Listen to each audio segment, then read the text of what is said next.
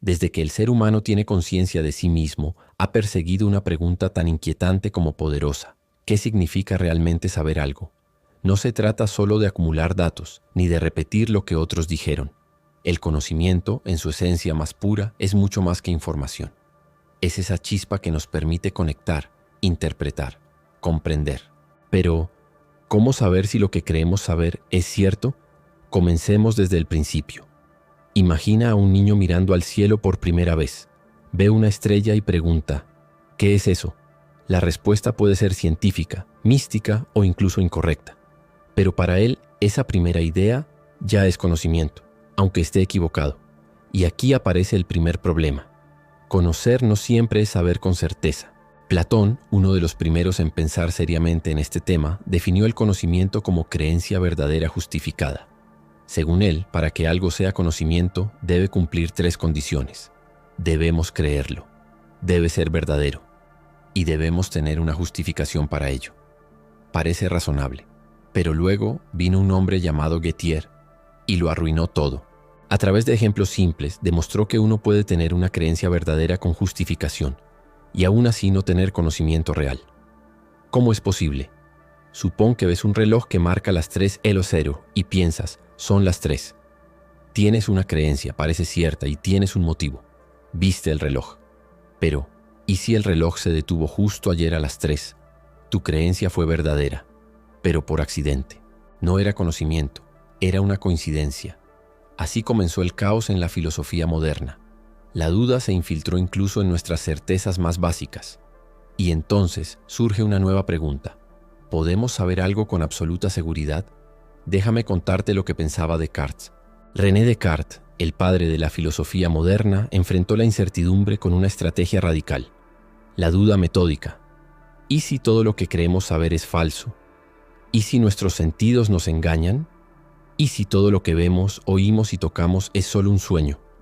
Descartes decidió dudar de todo, de sus creencias, de su cuerpo, incluso de las verdades matemáticas. Pero en medio de esa niebla de incertidumbre halló una única certeza. Pienso, luego existo.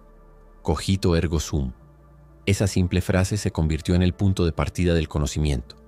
Porque aunque todo sea una ilusión, el hecho de dudar prueba que hay un pensamiento. Y si hay pensamiento, hay un pensador. Él mismo. Pero Descartes fue más allá. Intentó reconstruir todo el conocimiento desde esa base firme. Quería demostrar la existencia de Dios, del mundo exterior, de la verdad objetiva. Y aunque su método fue influyente, no todos quedaron convencidos. En el siglo XVIII, otro pensador sacudió los cimientos del conocimiento. David Hume. Hume se centró en nuestras ideas sobre causa y efecto. ¿Realmente vemos la causa? ¿O solo vemos una secuencia de eventos? Cuando vemos que el fuego quema el papel, asumimos que el fuego causa la combustión. Pero en realidad, solo observamos que una cosa sigue a la otra. Para Hume, esa conexión causal no proviene de la razón, sino de la costumbre.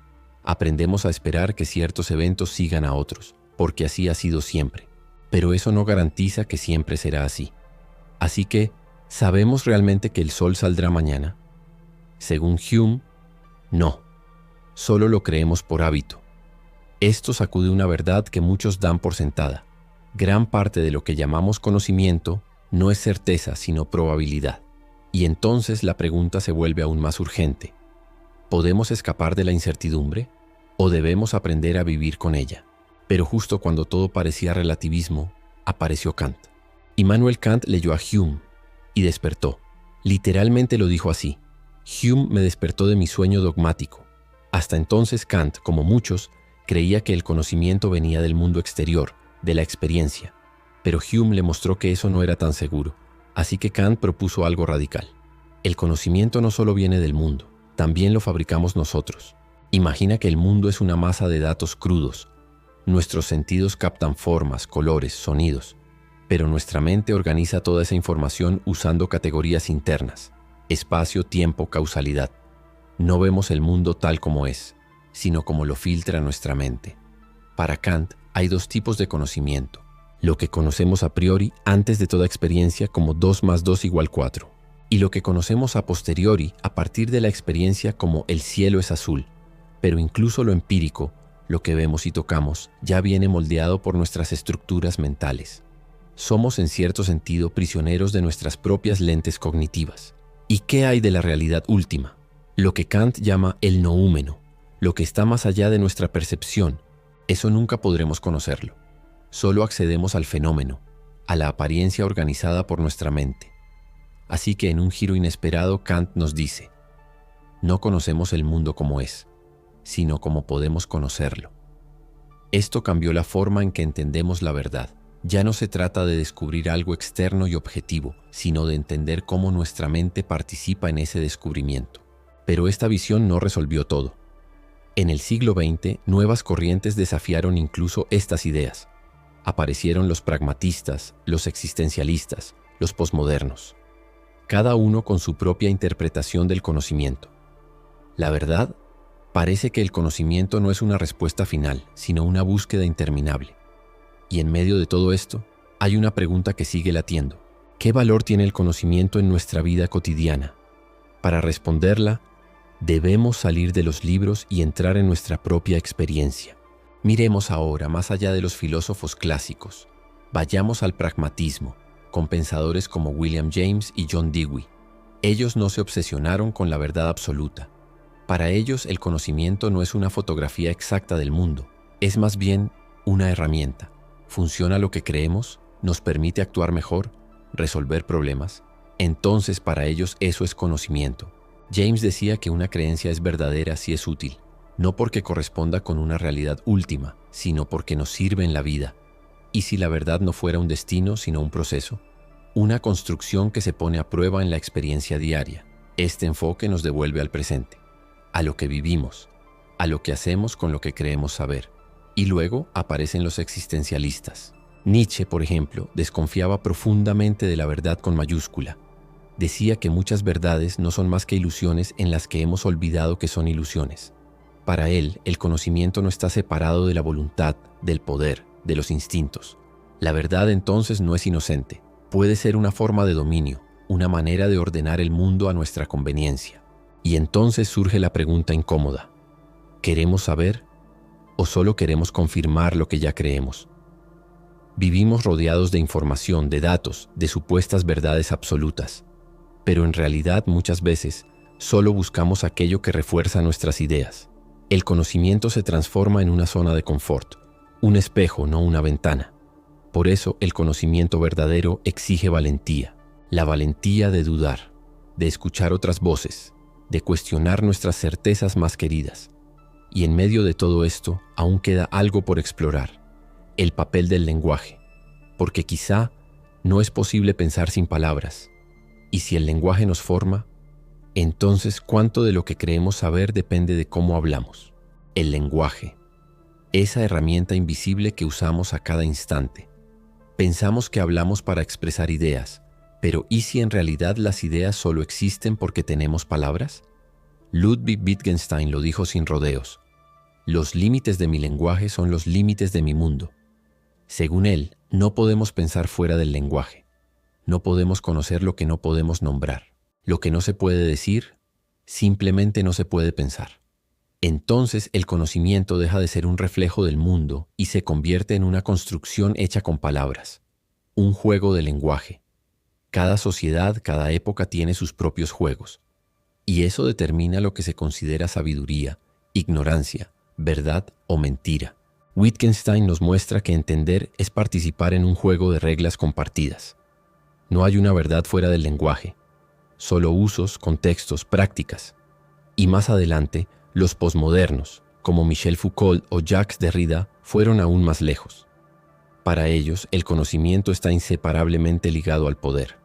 Saber es poder, sí, pero también el poder define qué es saber. Las ideas que se imponen como conocimiento a menudo son formas sutiles de controlar.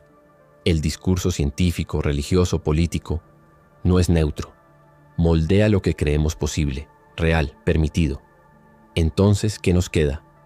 Una profunda humildad. Saber que nuestras certezas son precarias, que el conocimiento es una construcción humana, situada, parcial. Y sin embargo, eso no es motivo de desesperanza. Es un llamado a explorar, a dialogar, a construir con otros nuevos sentidos.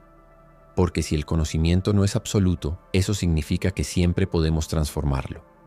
Que no estamos condenados a una única verdad, sino invitados a crear nuevas formas de entender el mundo. Y así, llegamos a una conclusión sorprendente. El conocimiento es una forma de libertad, pero una libertad que exige esfuerzo. Escucha, duda y una enorme apertura al otro. Entonces, ¿qué es el conocimiento? No es una posesión, no es una foto estática de la realidad.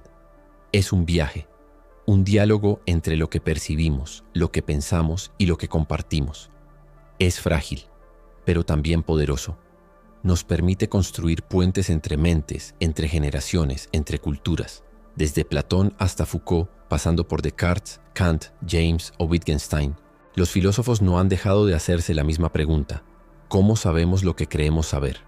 Y tal vez la respuesta no está en una teoría definitiva, sino en el ejercicio constante de pensar con profundidad, de observar con atención, de escuchar sin prejuicios. El conocimiento no es un estado, es un movimiento. Y si estás viendo esto, si has llegado hasta aquí, es porque tú también formas parte de esa búsqueda. Así que la próxima vez que estés seguro de algo, pregúntate: ¿cómo lo sé? ¿Lo descubrí o me lo contaron? ¿Lo vi o lo supuse? ¿Lo entiendo o solo lo repito? Esa pregunta, esa duda, es el comienzo de toda sabiduría. Y si este viaje te hizo pensar, si alguna frase resonó en ti, te invito a ser parte de esta comunidad que valora la reflexión, la profundidad y el diálogo. Suscríbete al canal para seguir explorando los grandes dilemas de la vida. Dale like si este video te aportó algo valioso. Y sobre todo, deja tu comentario. ¿Qué es para ti el conocimiento? Porque cada respuesta, cada voz, cada duda compartida es una chispa más en esta enorme conversación humana. Gracias por estar aquí. Nos vemos en el próximo video.